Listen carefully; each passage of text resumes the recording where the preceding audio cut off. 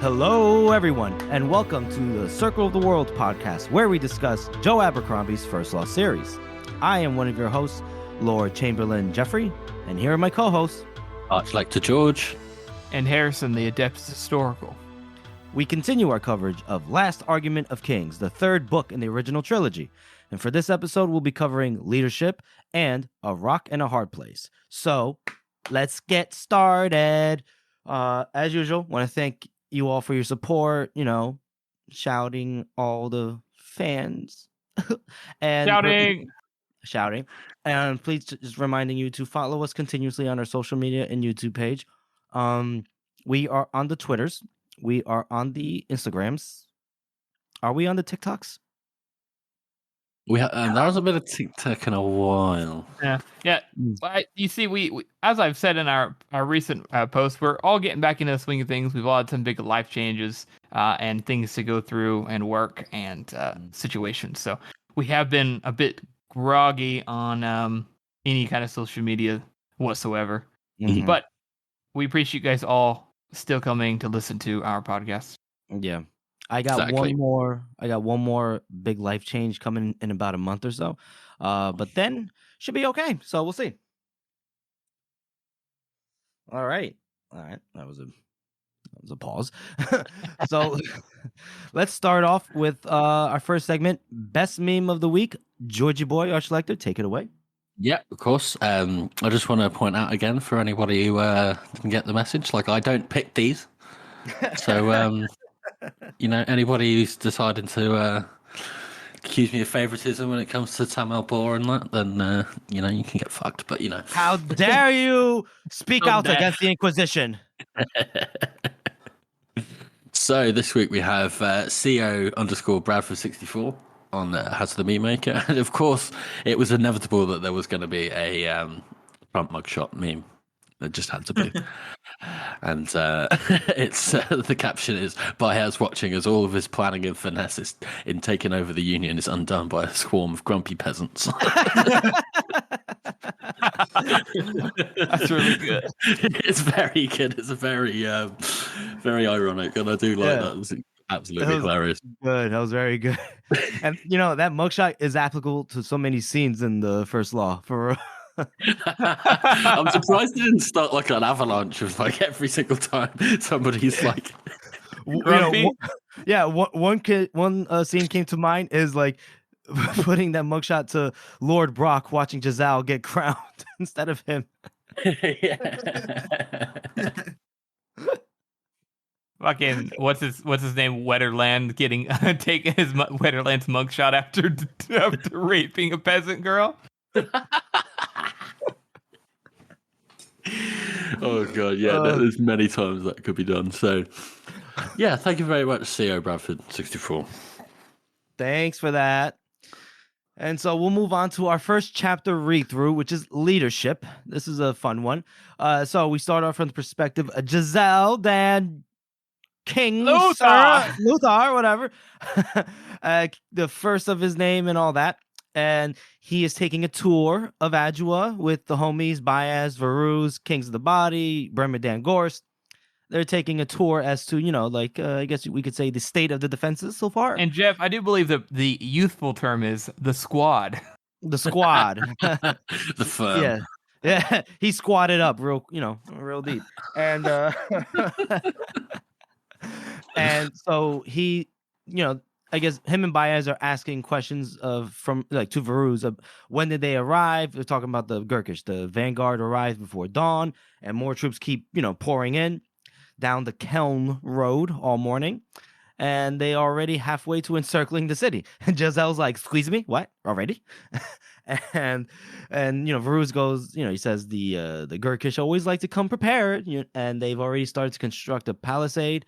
And they brought those 3 giant catapults with them, the ones that were, fucking up the Goska in the previous book. And by noon, we will be entirely surrounded. Giselle basically goes, gulp. And so they go through a gate. It's the same gate that Giselle passed through when, he triumphed over those peasants. and now it's kind of ironic that he's traveling through the same gate in a different direction near the end of his reign, so he thinks. And then he, he sees the state of the defenders in this specific borough.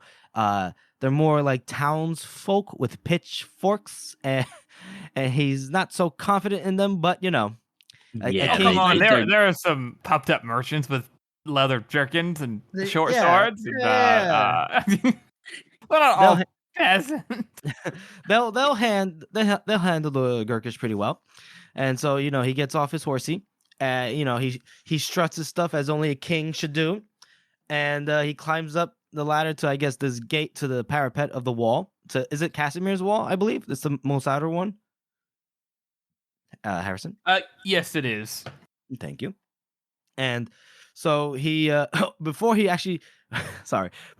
climbs up the ladder, as he's making his way through the crowd, you can hear some murmurings, and he goes, "The king! Oh, I thought he'd be taller." And one person says, "Giselle, the bastard." You go, "Who said that?" Anyway, so then he goes, and then somebody else goes, "A chair for His Majesty," and people go, And just from reading it on paper, I'm pretty sure it's the same way in the audiobook, but I bet it's like a Cockney accent, whatever. "A chair for His Majesty," right? Like, "Chair for His Majesty." And so he gets up to the top of the parapet, the wall, and who else is waiting there but Superior Glockta? And Giselle's like, "Fuck. Oh, this guy again." They just give each other a look like, "You fucking disgust me." And then Glockta points that way to past the wall. He goes, "The Gurkish are that way." And Giselle is about to say some snarky shit to him, but he follows his cane and he looks outside. He looks over to where the Gurkish are, and he goes, "Shit." Yeah. I like how he goes, "What would Logan Nine Figures say?" And he goes, "Shit." Yeah. And that is very accurate, as I think we know about Logan. And well, it was the first word spoken in the entire series, so that makes sense. And just Harrison or George, do you want to describe what Giselle is looking at in terms of the Gurkish army? It's basically, they're digging in. They're setting up stakes and fortifications to stop anybody getting out. This is a pretty standard tactic. You're laying siege to a place, so you don't want anyone getting out. You don't want the city to be able to be resupplied, which is because you want to starve them out, basically. Siegecraft 101. Exactly.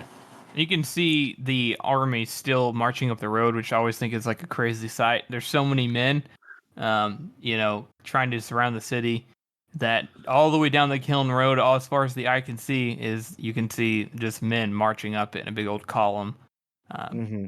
It is kind of hard to comprehend in like our modern day, like how we all function. Right, like you already see a giant mass of men, and you're thinking, "There's more." Yeah, they're still coming. Yeah, no fucking end to them. Like, how many motherfuckers do they got down there? And so Giselle is he's considerably worried, and rightfully so, I'd say. Varuz, he goes, "You have to admire their organization." And Giselle goes, "Yes. Their organization." Yeah. So, and then they see the detachment of about a dozen men or so separate from the army, and they make their way towards where Giselle, Baez, company are. They have some flags, even a little white flag, for parley. Baez is none too thrilled with this. I like how Baez says, what are they but an excuse for old fools who love to hear their own voices to prattle about fair treatment before they start on the butchery. And Giselle goes, "I suppose on the subject of old fools who love to hear their own voices, you are the absolute expert." That was what Giselle thought, but he kept it to himself. And at the head of the detachment, we have a tall gentleman, gold shining on his pointed helmet and his polished armor, upright arrogance, that just screams high command. And Varuz goes, General Malzagert. Apparently, he commanded the Emperor's forces during the last war, and so Varuz and Malzagert have either battled with each other, more than one occasion. They've even parlayed, and he says that he's a very cunning opponent. And Giselle tries to throw in some words of encouragement. He's like, "Hey, you got the better of him, right?" He goes, "Maybe, but I had an army last time, and now I just have peasants with pitchforks."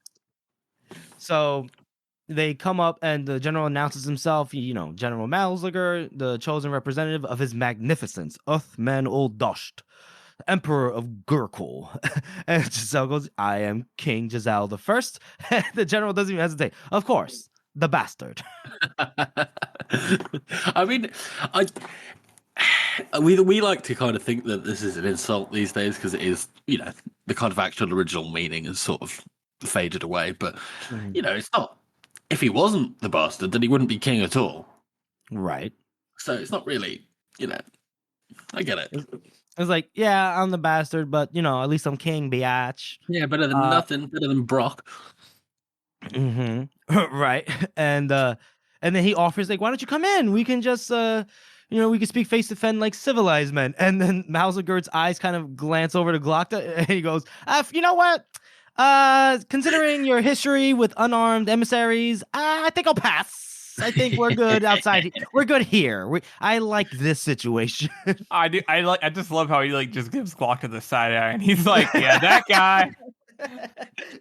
He's done it what, twice now? Yeah. He goes, I never even met that guy, but I know it's that guy. I am good. He's like, I thought that was the fucking cripple up there. Is that the guy with the cane? Yep, that's him. No teeth? Yep, that's him. I think I'll stay out here. Thank you. And so they, make introductions. Oh, I believe you already know Lord Marshal Varuz and Malzager. I'd say this is this is a respectful exchange here. He goes, "It's been an age since we tussled. I would say I have missed you, but I have not. How are you, my old friend, my old enemy?" That's nice enough. It seems like they've got a good mutual respect for each other. Yeah. You have that to. Varuz said it just a little bit ago, right? About Malzager, or did he say it a little bit later? What? He talked about him.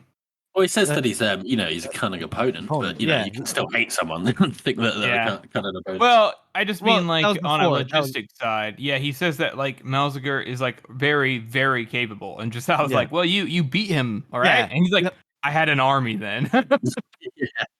Harrison, you're right about that, and then there's more. I guess on that point. It's like the oft-repeated maxim that even if you dislike somebody, once you enter into combat, whether it's actual fisticuffs or just in battle, you have no real choice but to respect your opponent. You have to respect them on some level. And so then there's more introductions. Malzager goes, I don't know your other guy, and then somebody in their group says, that is Baez, first of the Magi, and it's a smooth voice, I want to say that in the audiobook, and we're going to be talking about Stephen Pacey's performance a bit more later, but it's very similar to the spirits that Logan talks to, Mamun's voice. It's like, that is Baez. It's like, what the fuck? Wait, that's the voice in the audiobook? Yeah, it's really, really, it's sort of high-ish pitched, but it's very the intonation goes up at the end, and it's very weird. Yeah. Oh, that's interesting. Just from the reading, I would assume like I was about to say a very jazzy voice, but apparently not. Okay. Maybe that's one of his. I think that's one of his blessings. Right. Oh, you know what? Because he's perpetually young. Anyway, let's get into who this person is. But this guy's he seems hardly older than Giselle. Very handsome, dark face, perfectly smooth, no armor, no weapon. He's all in white, as in like a priest, but everybody around him looks on him with a lot of respect and fear. And the general goes, "Oh, so this is Baez," and this young man nodded. He's this is him. It has been a long time, and then Baez just kind of loses his shit. I love what he says straight for his fucking throat. It's just like, not long enough, Mamun, you damn snake. Yo, Mamun was mad respectful, and Baez says, "Yo, fuck you, fuck your mother, fuck your crew." In the audio version too, it's so perfect. He was like, exactly like you said it, George. It's fucking hilarious. I can't.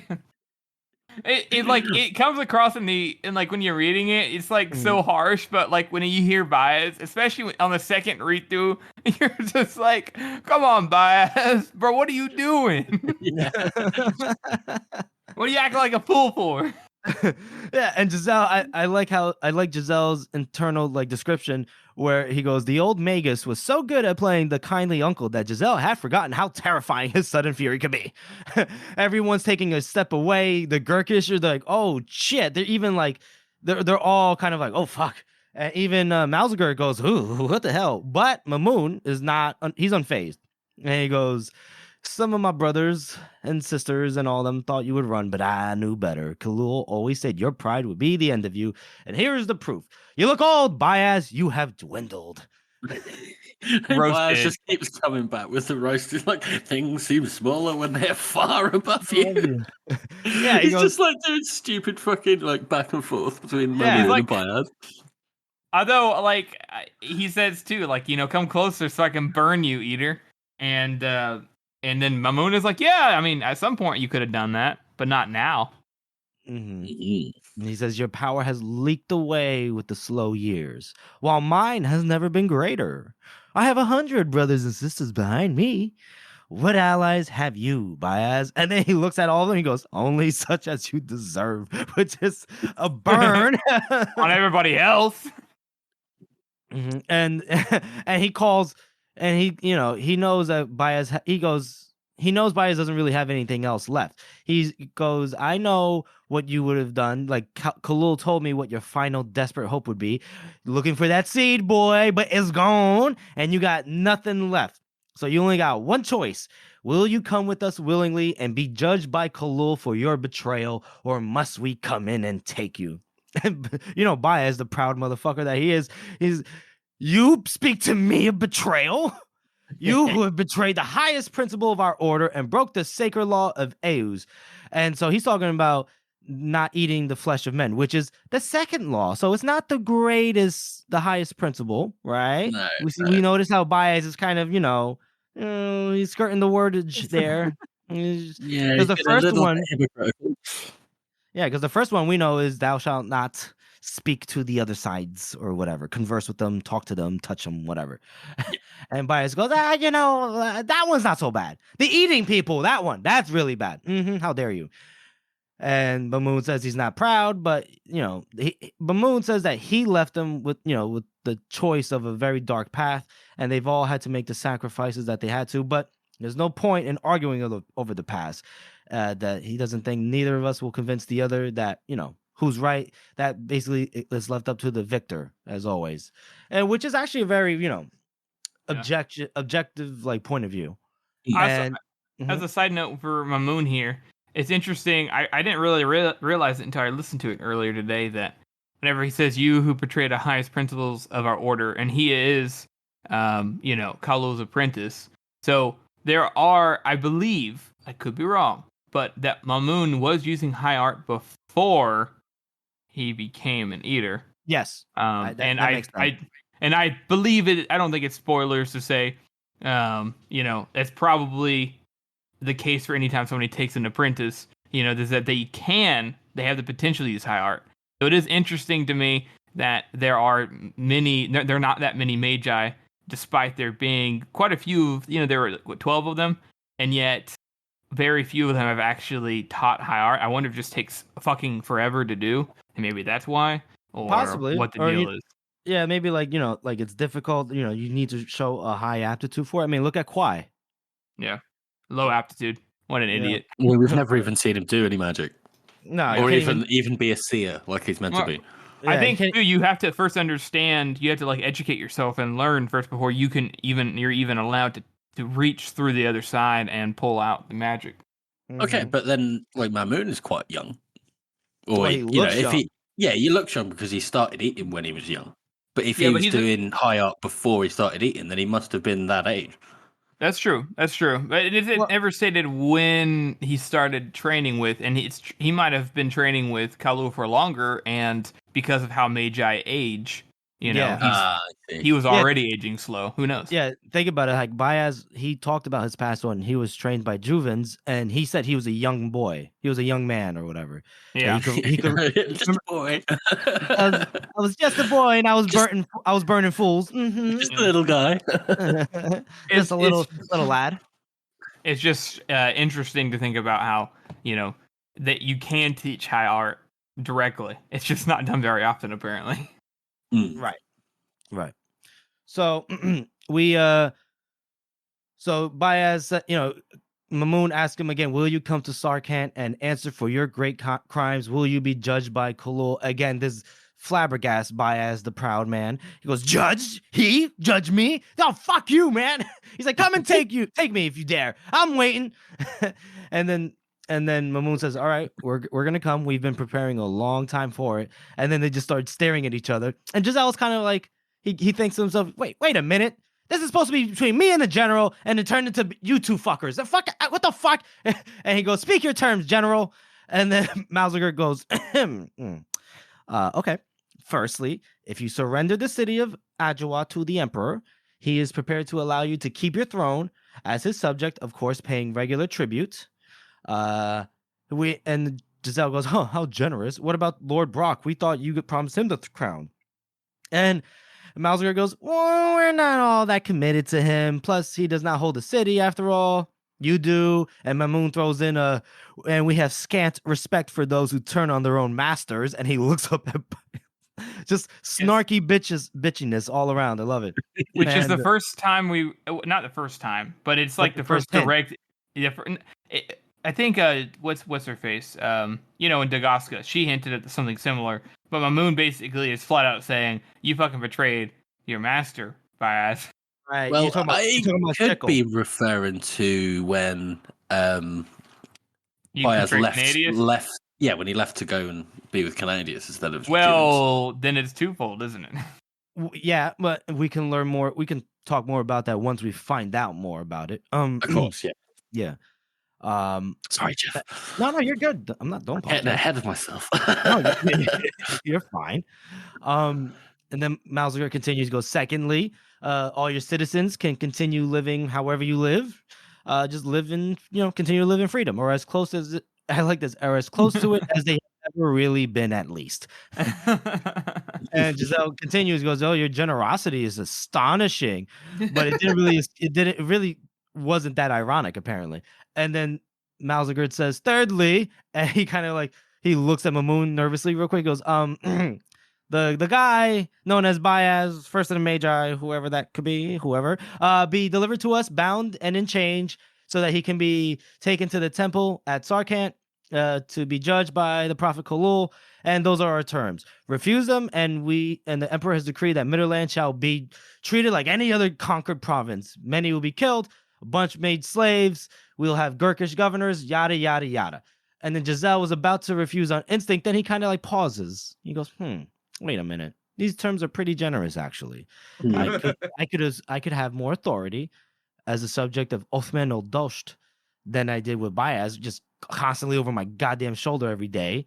I could save lives by saying a word, real lives of real people. And he's thinking about it, and he goes, oh, man, I don't know. Oh, what could I do? And then Malziger kind of fucks up, but he said, he's trying to rush him. He says, give me your answer. I have preparations to make. And Giselle gets pissed at this. He goes, you know what? I'm tired of being told what to do by Baez, but at least he helped me, get to the throne.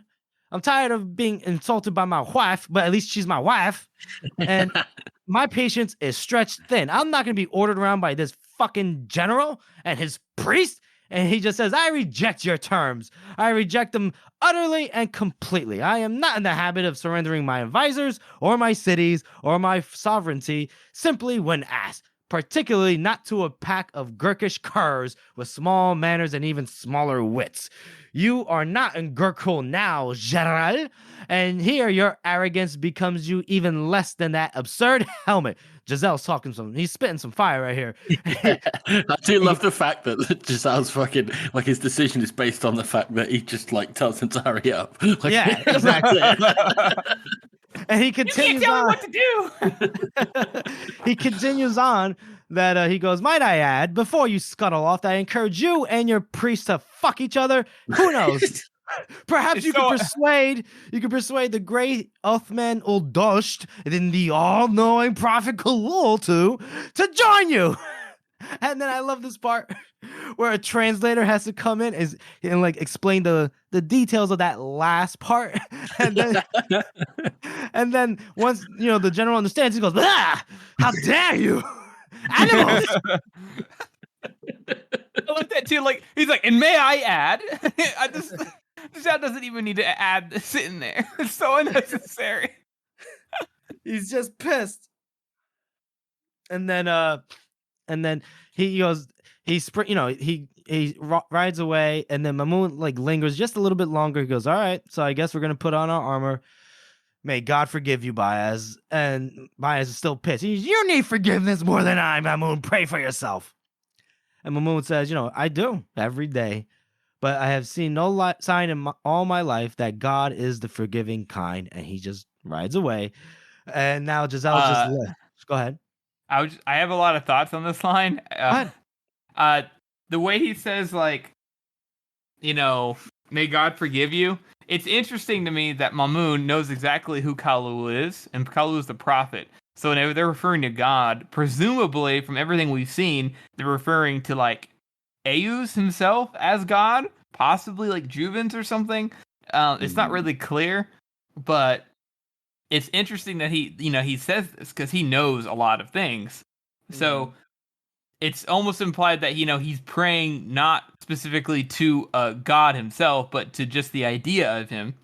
And the fact that he also follows up with it by saying, like, God is not the forgiving kind, has a lot of like interesting implications on like they both know that like Ayuz wasn't really like a super nice guy potentially, or he's referring to the fact that like Kalul isn't, as a prophet, he is not forgiving. He's also like kind of implying that Baez is so shit that he's not going to forgive him no matter what happens. God or whoever is God is never going to forgive him. There's just a lot of like subtext in this line of him saying, in my experience, God isn't, the forgiving type when it comes from Mamun, who is a servant of the priest direct whenever he knows the truth of everything anyways. So right. I mean, I just think it's such an interesting choice of words for Mamun to say that to Baez specifically. There's like a lot of layers and a lot of subtext that is like easily missed. I do find that interesting because I kind of always just assumed that Kalul was using like this god as, he sort of like made him up and then like convinced the Gurkish that he's real in order to get power. So it is like interesting that Mamun would then intone as if he actually believes when, he's Kalul's apprentice.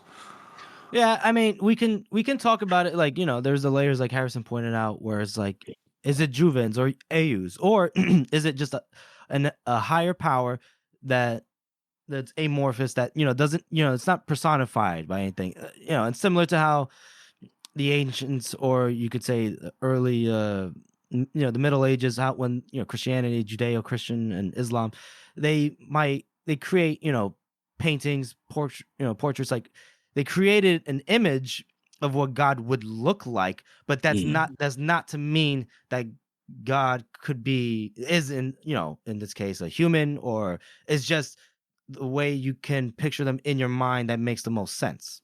Yeah. So maybe it's Ayuz, or maybe it's something else. As you said, Harrison, I like this. I don't think he's referring to. I know you're not saying this, right? That Kalul is God, but Kalul just portends to have a direct pipeline to the mouth of God or whatever the fuck. Right. Yeah. Yeah.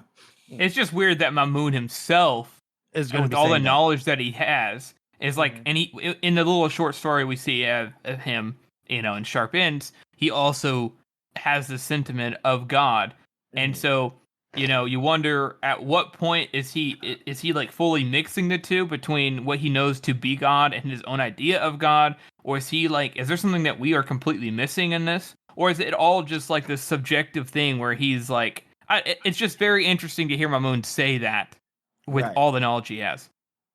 Yeah, and then I guess you have to consider the differences in civilizations. Like, we know that the Union seems to be a pretty secular society. Yes. They don't really talk about religion in the sense that the Gurkish do. Even like we've seen Pharaoh talk about God. Yeah. Remember when she met Yulwei and he said, "I'm going to take you north," and she goes, "Those damn pinks, they don't even believe in God." Remember? Yep. Yeah, that is interesting. Yeah. Man, we could do a whole episode about this. We should. Who is God inside the first law? Yeah. Who is the first law's version of Jesus Christ? Turns out it was Malachus Kwai. Fuck's sake. Oh, sorry. Anyway. Oh, what do you mean was? Well, whatever. So then they leave. I mean, the Gurkish emissaries, they leave intact, and they, Baez tells Giselle that he should address his people. The right words can make all the right difference. And Giselle's like, all right, I'm doing it. I'm going. I feel like somebody else should take this part when Giselle. Go ahead, somebody else take this part where he talks to his people, because it's hilarious to me. Yeah, Harrison. Yeah, I can take over here. Giselle turns around because Baez is like, "Hey, you got to talk to these guys. Like, they need encouragement." So there's all these civilians. Presumably there's probably like a couple hundred or so. There's not even like a huge amount of people here. But he walks up, and everyone else is like, they all see him, and they're like, "Oh, it's the king! The king speaks! Oh my god!" And he goes up there, and he's like, "My friends, my countrymen, my subjects, our enemies may be many." Quick interjection, that could be a Shakespeare reference there. Yeah, there's a couple of speech preferences inside this speech. Yeah. And he says, "Our enemies may be many, very many." And he's like, "Oh, that's not." He's like, "I shouldn't say that. That's not a good thing." And he's like, "But I urge you to take heart. Our defenses are strong." And he like slaps the stones underneath, on the parapet. And he says, "Our courage is indomitable." And he thumps his breastplate. We will hold firm." He's like, "Yeah, now." He's like, "Now I'm doing it." He's like, "Yeah, I know how to talk to people. This is easy, not a big deal." And he's like, "We need not hold that forever. Lord Marshal West is bringing his army to our assistance." Some random guy, and I love this dude because this is something that like is not ever done in speeches, like inside of fiction. Some random guy's like, "When?" It's a very reasonable question. It is. When the fuck is he coming? Just I was like, and he's like, "When will they come? When?" And then Baez like, "Fucking get that guy out of here," to Glocta. Yeah. And the Glocta's like sending some people over there to get that guy out of there. And then somebody else adds like, "What about our children? What about our homes?" He's like, "Will your house burn?" And fucking Giselle goes, "Do not fear. I beg you, please." Pacey gives him the inflection of like his voice cracking with he says "please" too. It's perfect. Oh, really? Yeah. And then he's like, okay, I got this. He's like, "The army is on its way. They're even now leaving the north. Any day they will come into our aid and teach these Gurkish dogs. When will they?" And then the practicals finally get rid of that guy. Yeah, I imagine you just hear like in the background somebody squawking like "Bah!" just getting his ass whipped. Yeah.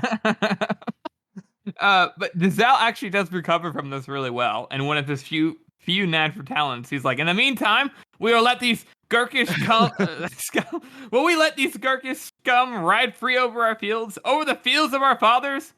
"No," says some random citizen. "No, we shall show these Kantic slaves how a free Union citizen can fight And everyone's like, yeah.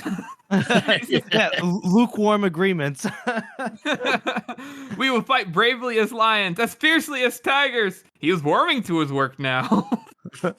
We will fight as the days in the days of Herod, as Arnold, as Casimir, and everyone's like, yeah. We will not rest until these gurgish devils are driven back across the Circle Sea. There will be no negotiation. No negotiation, someone called. Damn the Gurkish. We will never surrender. We will fight for every street, for every house, for every room, for every house. Yeah. And I will be proud to draw my sword beside you, as he draws his own sword. And he says, we will fight for each other. We will fight for the Union. Every man, every woman, a hero.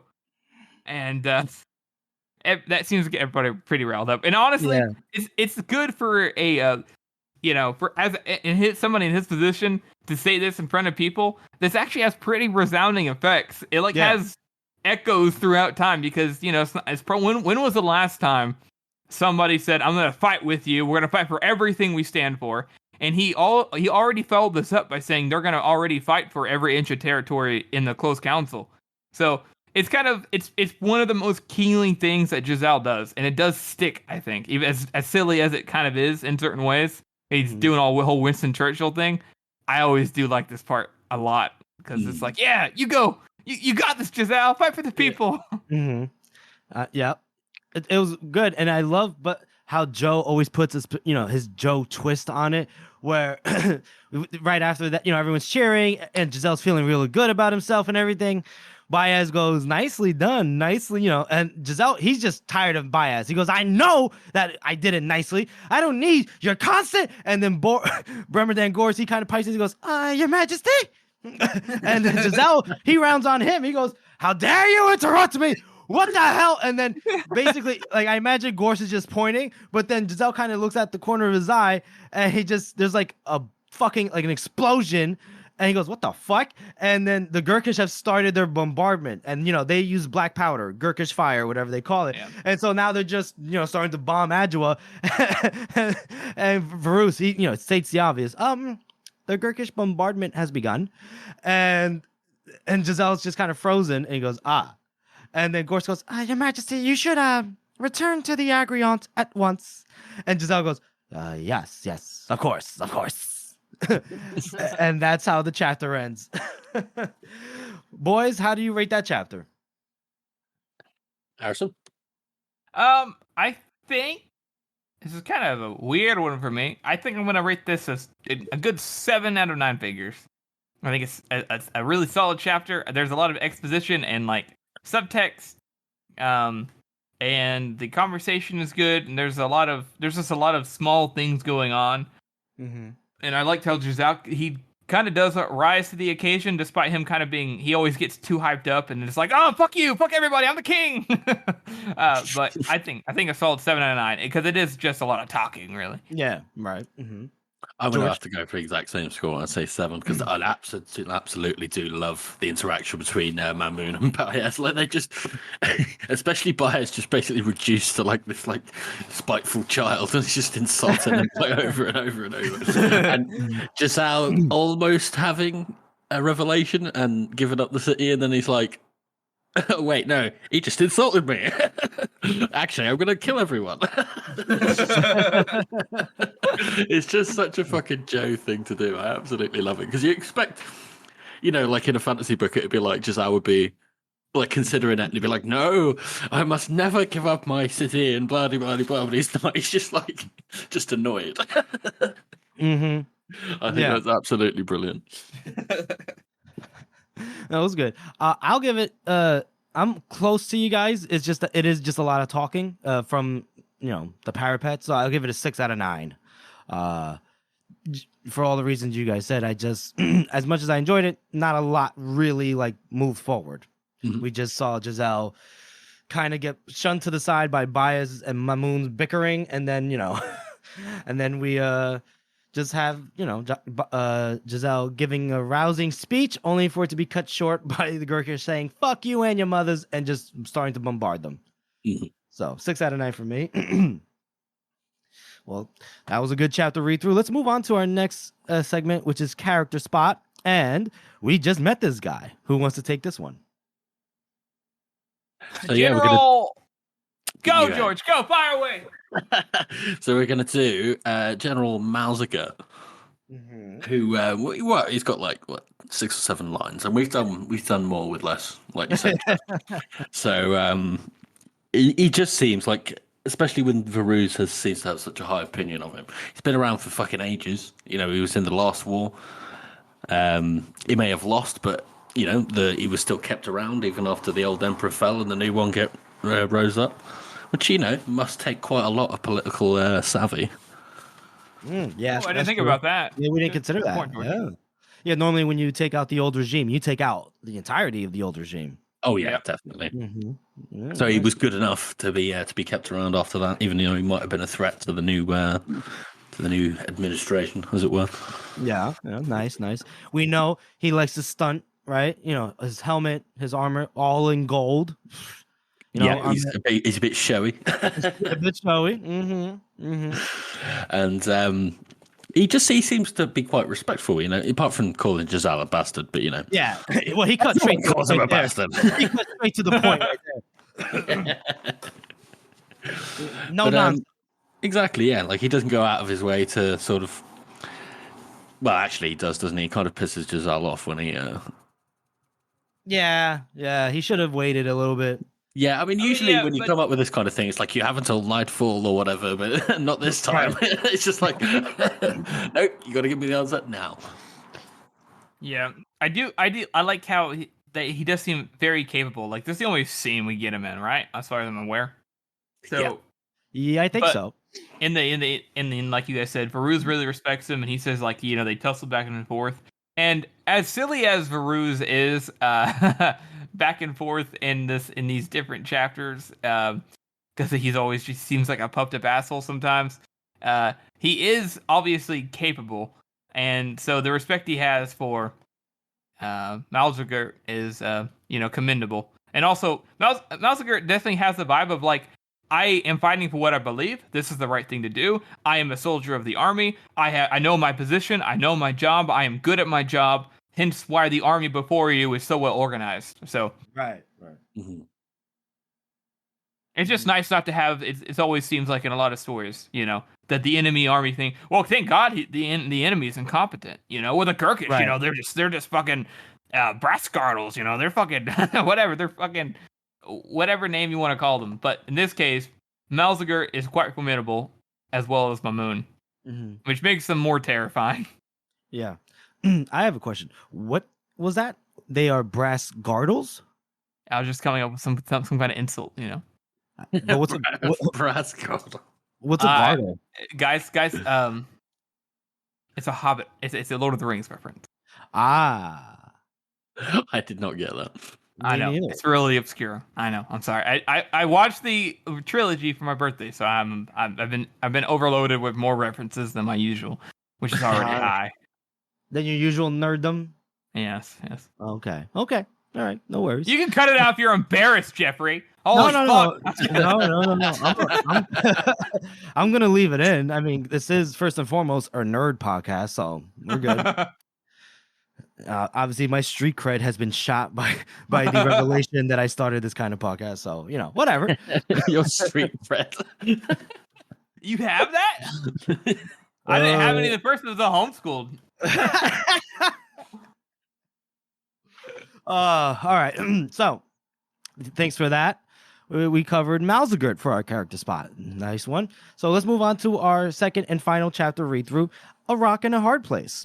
And we start off with Glocta's perspective. He's in his apartment. He's chilling. He's more than chilling. He's laughing. He's crying laughing because he just received a letter. And this letter was from Malthus. And it basically says, so my employers at Valent and Bulk are not happy with your progress. I told you that I wanted some information about Archlector Soltz. I told you this in person. And, you know, the reason for him, like, what's he doing over there in the university. And since then, we haven't heard anything from you. Maybe you think that because the Gurkish have arrived, that it's changed the expectations of my employers.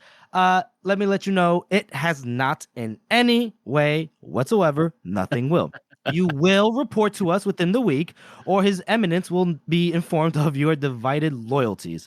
I would hardly add that it would be wise for you to destroy this letter. Love from Malthus. I imagine with like a little kissy face. Yeah, X. XO. And Glocta's he goes, fuck. He's just befuddled. He's laughing because he's fucked. And so, he burns the paper, but he goes, oh my God, it's burning just like my hopes and dreams. Burnt under the Emperor's palace, burnt as Dagaska did, burnt as Admiral surely will. Oh, and I am fucked. He cinches his fingers. He's not happy with his position. No. So we get a bit of a break, and we find that he has entered High Justice Moravia's office, and Moravia. Oh, before he gets to Moravia's office, he's walking down. I'm sorry. He walks down like the streets, and it's deserted except for maybe a contingent of some soldiers who basically just brush right past it. They don't give a fuck about the Inquisition. No one's fearing them right now because we got bigger things to worry about. Then we get another break. Then we find him in High Justice Moravia's office, and Moravia's, he's standing, he's looking out the window, hands clasped behind his back. And Glocta he just walks in, and Moravia goes, Superior Glocta, you can't imagine my delight to hear you announce. I have missed you since the last time you visited. I so appreciate your direct, forthright style, your commitment to your work. The law, I must admit, tends to be sleepy in times of war, but, I guess the Inquisition still has business to do. And he says, I believe you have come on behalf of His Eminence again? And Glocta pauses a little bit. He goes, no, I have come on behalf of San Dan Glocta. And he just plops himself on the chair. It doesn't even wait to be asked like as etiquette dictates. He goes, frankly, I need your help. And Maru goes, me? My help? Don't you have powerful friends? And he goes, well, I found that powerful men don't really have friends. And Maru goes, very true, very true. So he sits down too. He goes, all right, so what help can I offer you? And more importantly, what can you offer me in return? And Glocta he goes, well, this is going to take some explaining, but can I speak entirely honest with you? And Moravia goes, oh, the truth. It's very rare and valuable indeed. I'm surprised you're just going to give it away. Go ahead, so speak. And so basically he starts off by says, well, some time ago I started, investigating the business of the Guild of Mercers. Marie goes, I remember that unfortunate affair. And during his investigations, Glocta discovered that the Mercers were backed by a very wealthy and powerful bank, Valent and Balk. And here Glocta's watching very carefully for a reaction, but Moravia didn't give like an indication of anything. He did say, I am aware of their existence. And Glocta continues, he suspected they were implicated in their crimes. Magister basically told him as much before, he hung himself out his window. But Salt didn't want him to investigate any further. There's too many complications at a complicated time. Then he was charged with taking charge of the defense of Dagaska. Moravia goes, yeah, I remember that. That was some discomfort to me. So congratulations. A pain in the ass. So Glocta's honest. He goes, I cannot entirely take the credit. The task that the Archlector gave me was basically impossible.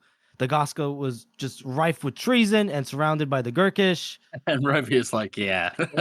He goes, yeah, one sympathizes. Yeah. And he goes, and they were in a state entirely inadequate for the task. I could not strengthen them without money. And Moravia knows, like, oh, His Eminence was not forthcoming. Glocta says, yeah, he would not part with a single dollar. But an unlikely hero stepped forward. And Moravia goes, oh, a rich uncle? Glocta says, not entirely. Apparently my rich uncle was none other than Valent and Balk. And Moravia goes, huh, so they gave you money. And Glocta says, yes, it's thanks to their generosity, I was able to keep the Gurkish out for as long as I did.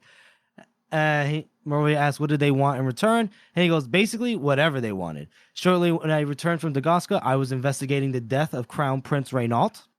And Glock admits like the Gurkish ambassador who was hung for it was innocent. And Morovia here, the tiniest bit of surprise. He's like, "Oh, you say so?" And Glock says, "Yup." But the death to the heir of the throne created other problems, which related to the votes in the open council. And Salt was happy with the easy answer, which was the Gurkish ambassador. He tried to investigate further, but was prevented by Valent and Balk. So Morovia asks him, "Oh, you suspect that these guys were involved in the death of the crown prince then?" And Glock just he just says, "I believe them involved in so many things, but I don't have a lot of proof." And Morovia he doesn't like banks, as we see. Their secrets are their currency even more than gold. And then Glock goes, but he's just spilling the beans. He tells him that Salt is not happy with the new king and how much influence that Baez has over him. Salt believes that his powers have been curtailed. He thinks that Morovia is behind the whole business. Morovia's like, "What?" Yeah. I love the fact that Glock's just like talking to himself, and it's just like when he's in a monologue, he's like, "Oh, this is actually great! Like I've been holding in these secrets for so long, and I can just get it all out now. This is brilliant. Yeah, this is fantastic." And it's especially as compared to like how he has been like the entire first part of the chapter, where he's like fucking losing his mind, like he's trying to grapple with it, just fucking laughing his head off because he doesn't know what to do. Mm-hmm. And then Glock continues, and he starts talking like in a whisper, and he goes, "He asked me to find some means to remove Baez or to remove the king, and if I fail, I believe he has other plans that somehow involve the university." Morovia's like, "Uh-oh, you seem to be accusing him, the Archlector, of high treason. Have you uncovered anything to use against the king, at least?" And Glock says, "Before I even can consider doing so, Valent and Balk quite forcibly dissuaded me." And Morovia goes, "Oh, so they knew very quickly." So here Glock concedes that someone close to him might not be as reliable as he had hoped. The bankers not only demanded that I disobey Archlector Salt, they insisted that I investigate him, and they want to know his plans. And I only have a few days to satisfy them, and Salt no longer trusts me, even to like tell me what he had for dinner while when he went to the bathroom, let alone what he's thinking. And Morovia goes, "Oh dear, dear." And then Glock goes, "And to add to my problems, I think that the Archlector isn't as ignorant of what occurred in Dagosca as he first appeared. It seems that if somebody is talking, they may well be talking to both sides." And that's the whole story. And I like Morovia goes, "Well, you got yourself in a pickle, don't you there, buddy? So let's say you came to me honestly, that you came for my help and you're not here to trick me and embarrass myself." He has, he says that Salt has the means to cause the most serious problem, and he has the towering self-obsession necessary to try it at a time like this. But I need you to obtain compelling evidence. I cannot move otherwise. Honestly, a signed confession would be best. And Glock goes, "A signed confession from Salt?" And he goes, "Well, such a document would seem to solve some problems for the both of us. Salt will be gone. The bankers will have no hold over you. The Gurkish would still be camped, but at least, one can't have everything, And something big enough, and, Glock he's like, "Fuck, I don't know what to do. Like, the signed confession, that's so difficult." But Morovia says something big enough, like a big enough stone to start. Maybe the confession someone close to him, and Morovia says, "I thought you were an expert at obtaining confessions. Was I mistaken?" Glock goes, "I can't conjure evidence from thin air." So Morovia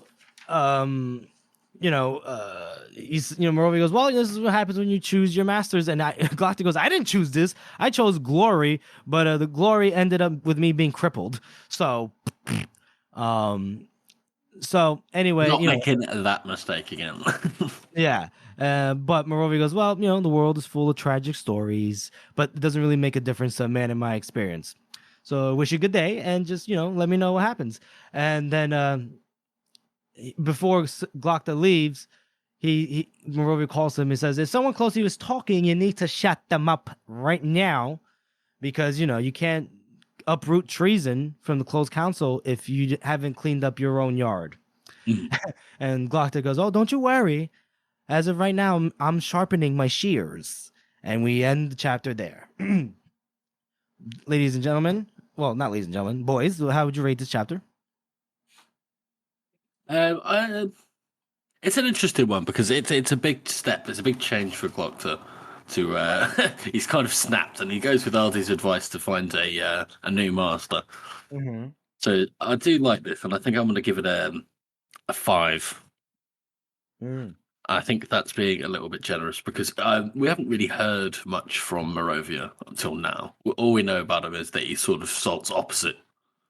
Yeah. So, and that's enough, I think, for him to for Glockta to go to him. But it is a lot of talking, and it is essentially just A recap. Yeah, it's like a flashback episode. Yeah, because it didn't really move the plot forward. I mean, it did in a way where, okay, he's trying to engage Morovia, but Morovia is not committed. He's not committal, you know? Yeah. So yeah, I reckon just a 5. Pretty average chapter for me. Okay. What do you think, Jeff? I honestly think I would give it a 5 as well. Average chapter. We have Glockta snapping, and he feels the walls closing in around him. But he does, he goes to Morovia to try to get him to his side. I mean, it's nice, like you said, to recap. He tells the story, and maybe it's like a refresher for us as the reader in a way too. But all he does is inform Morovia of what's happened. And now I think this here is probably going to be the springboard for Glockta's actions in the forthcoming chapters. But, 5 out of 9 fingers. Harrison? I think I'm gonna rate it 4 out of 9. I enjoy Couldn't give us a trifecta. God damn it. I enjoyed the Glockta collapse in the beginning, and I like that he doesn't do it just because Glockta is already suggested. He waits until the last moment, and he's like, oh, okay, maybe it was a good idea to find somebody else to help me out.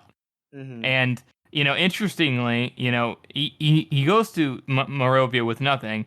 And then he comes out with basically at least a plan he can go on. If he takes out Salt with a confession or whatever else, he can take it to Morovia, and Morovia can present it to the king. So it definitely progresses the plot. It's a big step, like you said, George, for Glockta, because was so loyal to Salt for so long, and now he's like, yeah, fuck that guy, because he doesn't really have a choice. But it is like you guys said, it's more of a recap of what's already happened and him just explaining it. A necessary plot forward chapter, but not too much here other than Glockta's kind of losing his mind because he doesn't know what to do. Yeah. Mm-hmm. Alrighty. Well, that's that chapter read through, folks.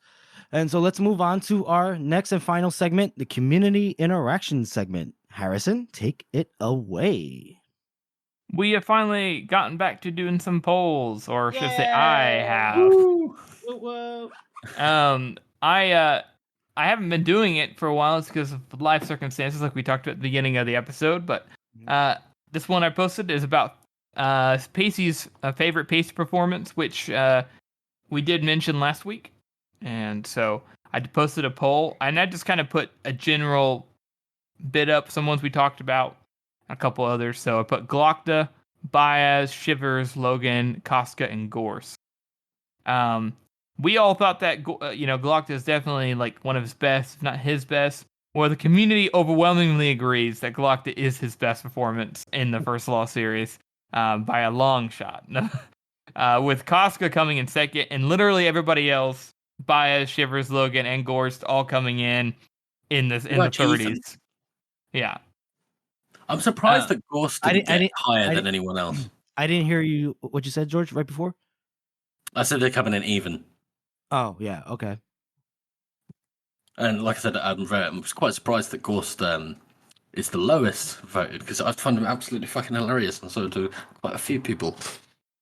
Yeah. I mean, Glockta makes sense. I thought Baez would have got some more votes, because just the way Pacey voices him.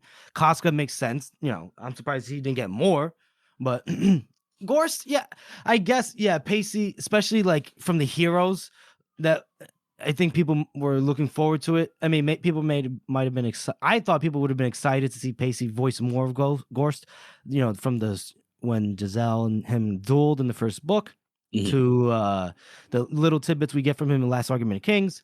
And then obviously we get him like a full on POV in the Heroes. I thought he would have gotten more votes.